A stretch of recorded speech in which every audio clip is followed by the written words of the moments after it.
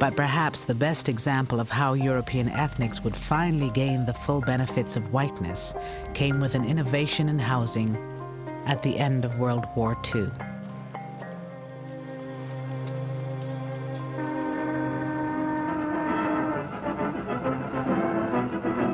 It was a time when hundreds of thousands of GIs came home ready to start families, but had no place to live.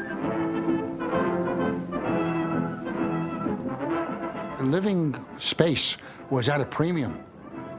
In the Bronx, they tried building Quonset huts, and they turned to slums. All the Quonset huts had just disintegrated. There were two families sharing a hut. One family at one end, one family at the other, and before you know it, they were awful. FHA came to the rescue by insuring long-term, low monthly payment mortgage loans. Veterans needed homes for families. They turned to a revolutionary New Deal housing program. It would racialize housing, wealth, and opportunity for decades in ways few could have imagined. In the 1930s, the federal government created the Federal Housing Administration, whose job it was to provide loans, or the backing for loans, to average Americans so they could purchase a home. Due to the stimulation of the National Housing Act, from every section of the country come reports of vastly... In order to purchase a house in America prior to 1930s, you had to pay 50% of the sales price up front. The new terms of purchasing a home was that you put 10% or 20% down, and the bank financed 80% of it, not over 5 years, but over 30 years at relatively low rates. This opened up the opportunities for Americans to own homes like ever before. The average person could own that home. If these terms sound familiar, they should, because this is essentially the same financing scheme that allows most Americans to own their homes today. Federal programs and banks sank millions into the home construction industry. Their message to veterans: you can afford a new home. Buy a new home now.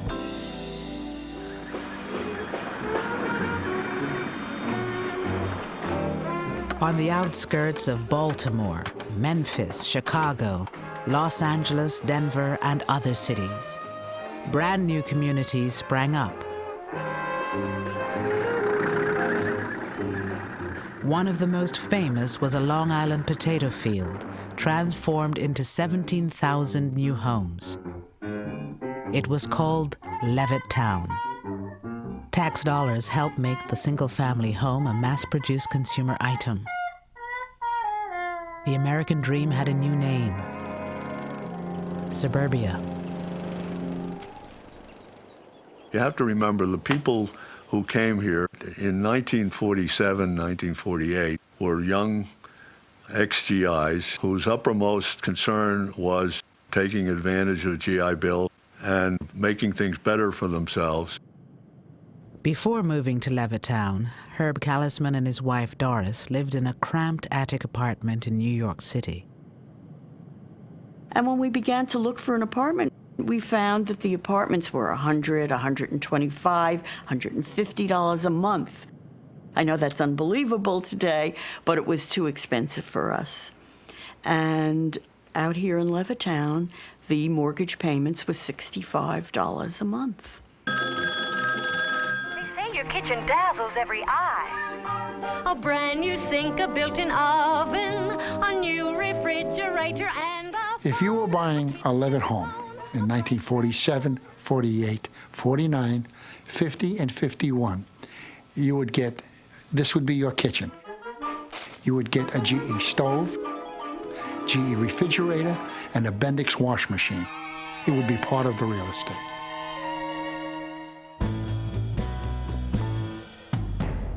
We came to Levittown and we found the model house, and we walked in and we looked around, and of course, in the eyes of a young man who was raised in the ghetto, so to speak, It was an interesting experience, interesting lifestyle, seeing all the new modern conveniences.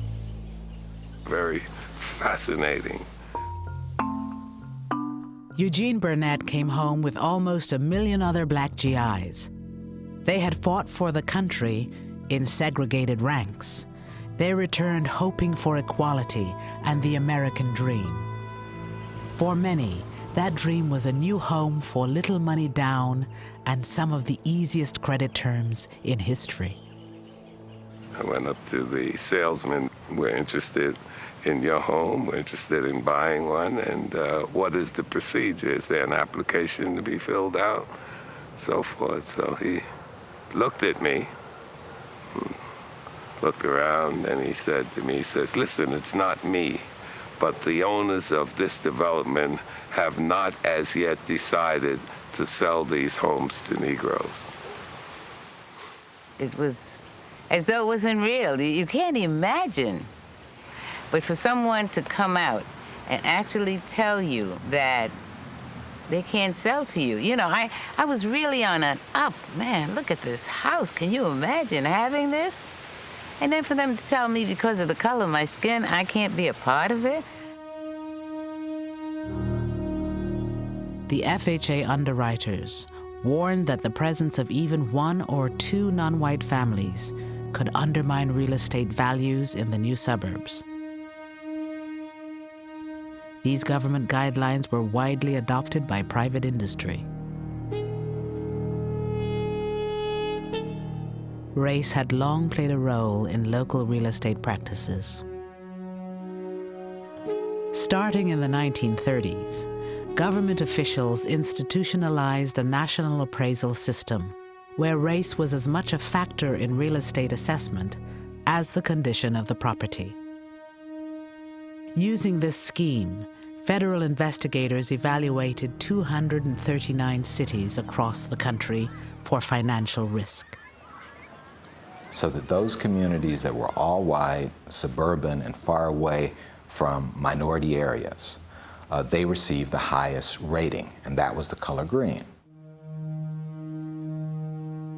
Those communities that were all minority or in the process of changing, they got the lowest rating and the color red. They were redlined. As a consequence, most of the mortgages went to suburbanizing America, and it suburbanized it racially. The racial logic adopts the principle that an integrated neighborhood is a bad risk, is a financial risk, that an integrated neighborhood is likely to be an unstable neighborhood, unstable socially, but therefore also unstable economically. When the white residents of 8 Mile Road in Detroit were told they were too close to a black neighborhood to qualify for a positive FHA rating, they built this 6-foot wall between themselves and their black neighbors. Once the wall went up, mortgages on the white properties were approved. Between 1934 and 1962, the federal government underwrote $120 billion in new housing. Less than 2% went to non-whites. I can understand an individual, depending on his environment or his family or whatever, being racist, but for your country to sanction it, give him tools to do that, there's something definitely wrong there.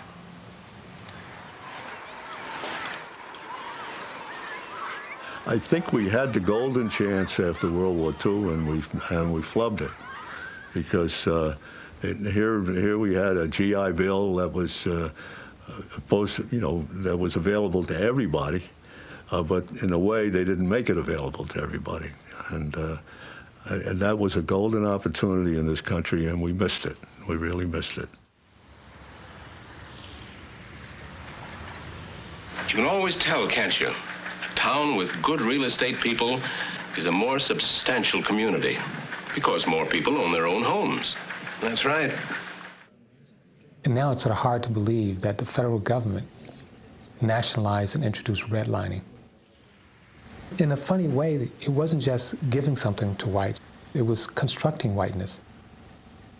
Whiteness meant, as in the past whites had meant being a citizen and being a Christian, it now meant living in the suburbs.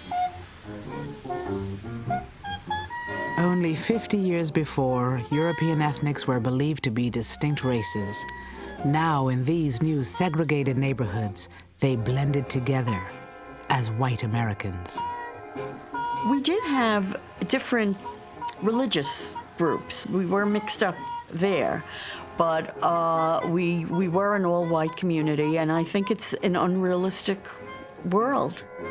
I think there's something sterile about everyone being on the same economic level and everyone being the same color. It certainly doesn't promote a feeling of a wider world, wider, not whiter, to live in a place where there are only people that look like you. Cartoonist Bill Griffith remembers moving from Brooklyn to Levittown as a kid. It's an untenable artificial world. You're creating a weird utopia in a way, a utopia of middle-class white people who were trying to deny that they were living in a multi-racial world. And how long can you keep that up? You can't keep that up forever.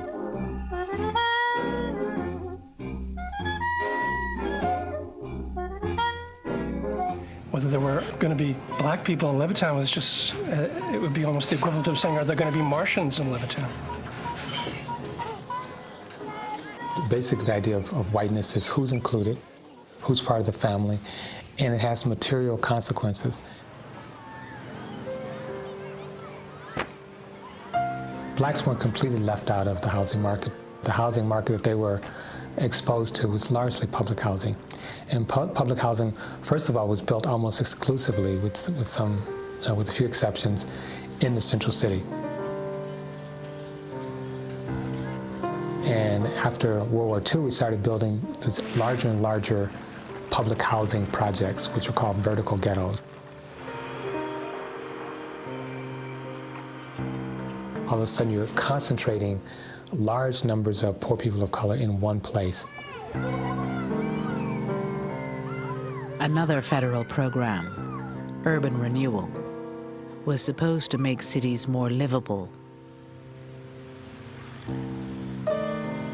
90% of all housing destroyed by urban renewal was not replaced.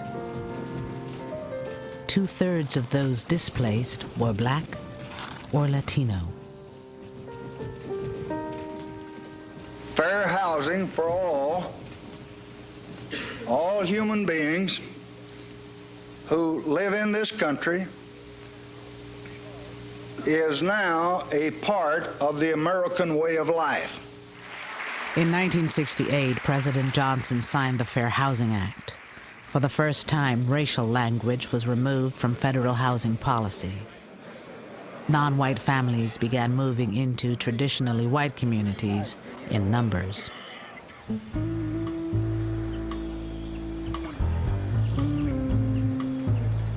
We lived in an apartment, a two-family house in Queens, and when we came here, it was the first time we had bought a house, and I was looking for everything in the storybooks.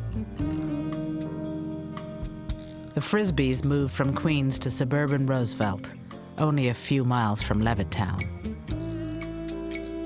Like the Frisbees, many non-white families would discover the economic value of race in the real estate market. They watched as their homes and neighborhoods in suburbia declined precisely because they had moved into them.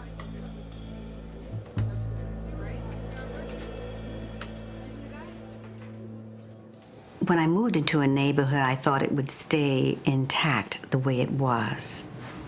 On the street that I moved on when I moved there, it was predominantly white. Within 2 years, it was predominantly black. It was called blockbusting.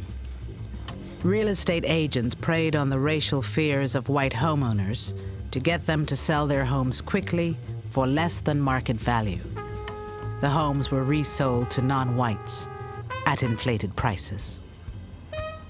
Well, they would say, you know, we're having black people move in. Now, I will give you cash if you want to sell me your house. Do you want to stay with black people next door to you?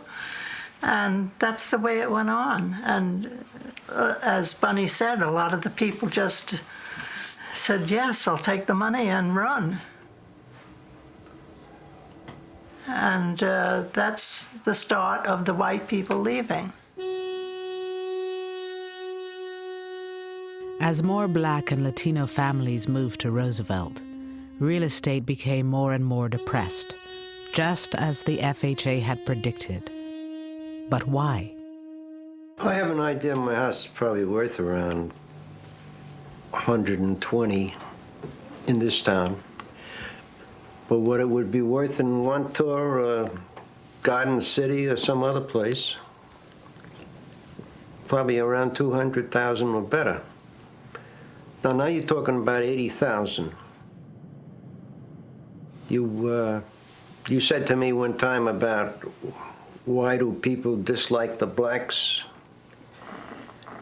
Well, money-wise, there's a reason. Not that you dislike the blacks so much, but you dislike what happens when a community turns from white to black.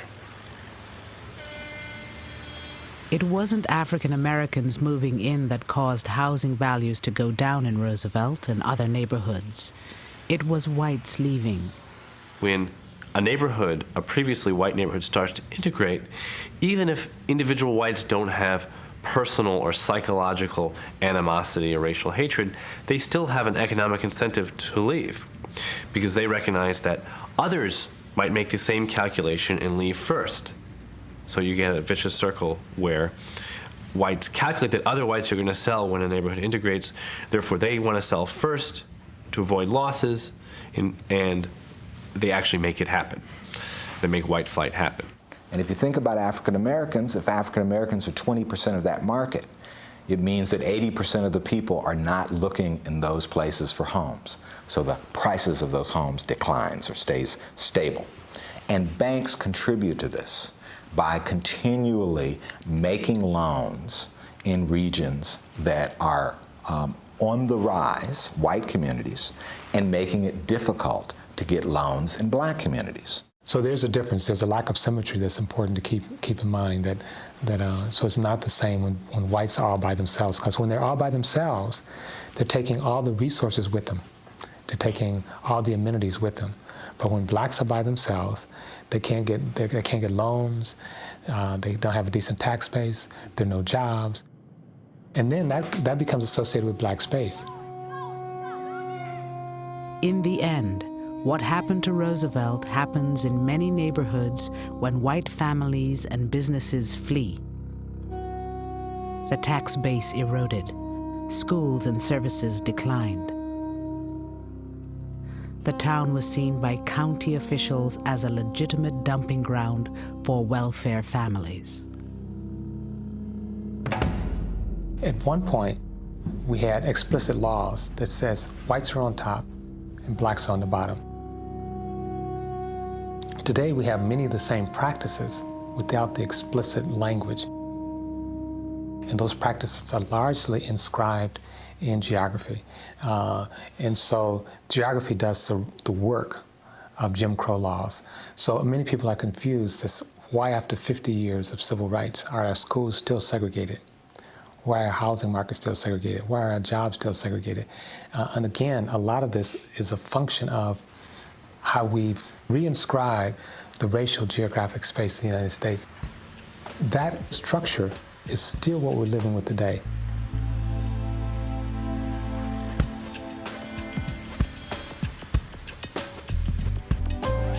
As homes in white communities appreciated in value, the net worth of these white families grew. For most non-white families who stayed in urban neighborhoods, the housing market open to them in the 50s and 60s was largely a rental market. You don't gain equity by paying rent. Where one's family lives in America is not just a matter of taste and preference. You have the issue of housing and wealth. The majority of Americans hold most of their wealth in the form of home equity. So that's their nest egg. That's how they can finance the education of their offspring. That's how they can sort of save up for retirement. It's their savings bank, right? They're living in their savings bank. My family, like a lot of families, was in Detroit struggling to buy a house. You had a dual housing market, one white, one black. A housing market with one with a lot of demand, another housing market with very little demand. My father lives in the house that I grew up in. That house today, 5-bedroom house, is worth about $20,000.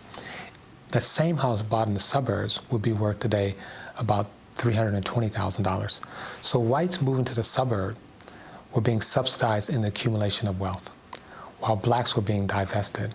And these were public policy decisions in which, on one hand, people were given access to property, given title, and subsequently wealth, and on another hand, where people were not given access to property, did not generate wealth, and did not generate the kind of opportunity for the next generation. So if you can get a government loan and with your GI Bill, your newly earned college degree, and buy a house in an all-white area that then appreciates in value, that then you can pass on to your children, then you're passing on wealth that has all been made more available to you as a consequence of racist policies and practices.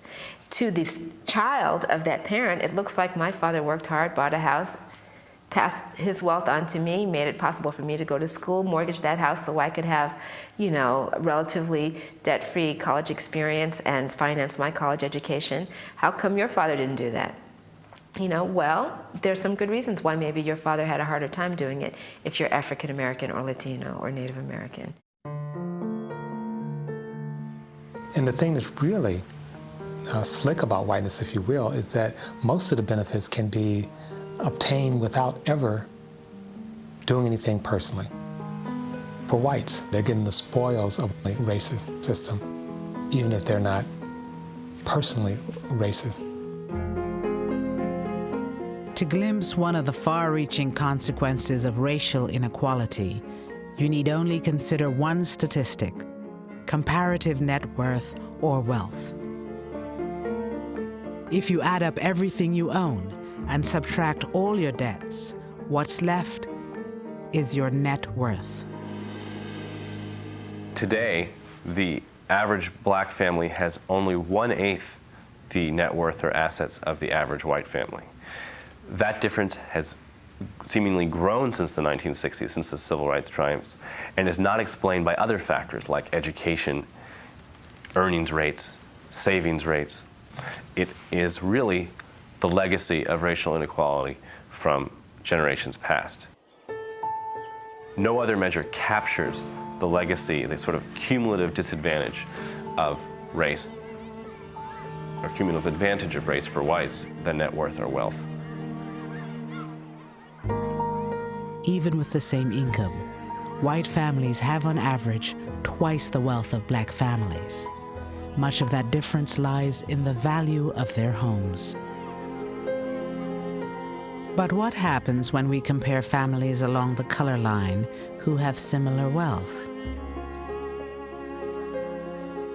When you make the right comparison, when you compare a black kid from a family with the same income and wealth level as the white kid from the similar economic situation, rates of college graduation are the same. Rates of employment and work hours are the same. Rates of welfare usage are the same. So when we're talking about race in terms of a cultural accounting of these differences or a genetic accounting of these differences, we're really missing the picture because we're making the wrong comparison.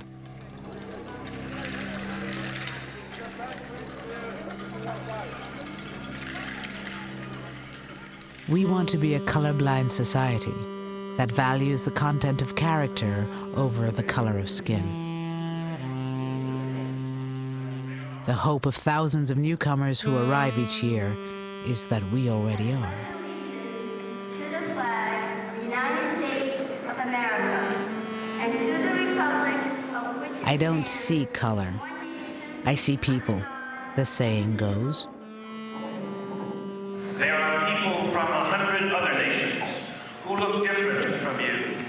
People whose religion, history, skin color, and reason for being here today may be different from yours. But in post-civil rights America, is colorblindness the same as equality? The notion of colorblindness came to us from that famous I Have a Dream speech of Dr. Martin Luther King, where he said that people should be judged by the content of their character and not by the color of the skin. And what has happened in the post-civil rights era is that whites have assumed that we're already there, that we're in a society where color does not matter.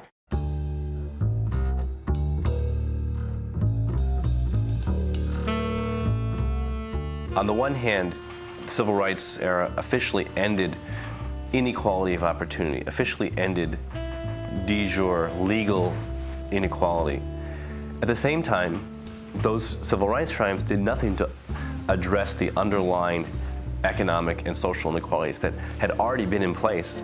It doesn't recognize the fact that the rewards, the house, the Lexus, the big bank account, those are not only the rewards of the pot of gold at the end of the game, they're also the starting position for the next generation.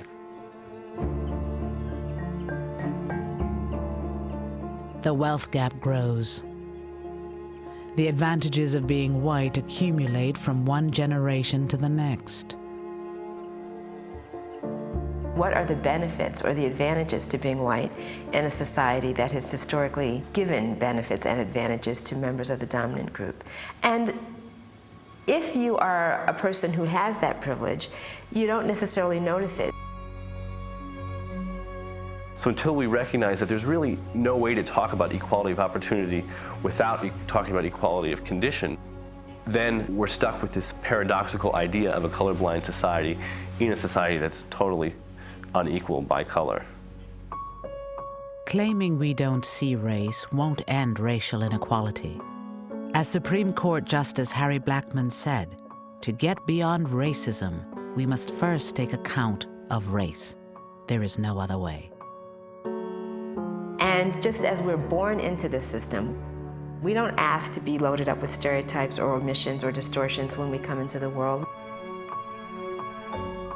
We don't ask to be in a structure which is unfair, but that's what we have inherited. Whether you identify as a person of color, whether you identify as a white person, it doesn't matter. I think we have to be uncomfortable with the present racial arrangement. In a sense, I think we have to be willing to be uncomfortable, willing to demand more of ourselves and more of our country, and willing to make the invisible visible. I think we all have to think about, what can I influence? I don't influence everything, but the things I do influence, I can think about, how am I making this a more equitable environment? I can ask myself, who's included in this picture and who isn't? Who's had opportunities in my environment and who hasn't? What can I do about that?